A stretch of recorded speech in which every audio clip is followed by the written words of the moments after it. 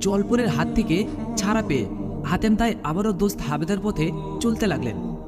কয়েকদিন লাগাতার চলার পর বহু পাহাড়, জঙ্গল এবং ময়দান পার হয়ে একটি বিরাট পর্বতে এসে পৌঁছালেন।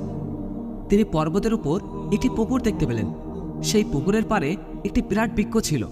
সেই বৃক্ষের নিচে গালিচা বিছানো মনে হচ্ছিল। কেউ যেন এইমাত্র শোয়া থেকে উঠে গিয়েছে। তাই হাতেম তাই ক্লান্ত শরীর নিয়ে অনিচ্ছা সত্ত্বেও সেই বিছানার উপর গিয়ে বসে গেলেন। চারিদিকে তাকিয়ে তিনি দেখতে পেলেন আশেপাশে কেউ নেই, নির্জন, সারা শব্দহীন পরিবেশ। একসময়ে ঘুমে দু চোখ জড়িয়ে এলো হাতেম তাইয়ের এবং তিনি সেখানেই ঘুমিয়ে পড়লেন। দীর্ঘ সময় ঘুমানোর পর এক সময় ওই জায়গার মালিক একজন দরবেশ ফিরে এসে হাতেম তাইকে জাগিয়ে তুললেন এবং বললেন, হে মুসাফির ভাই, তুমি কোথা থেকে এসেছো এবং কোথায় যাবে এবং এখানে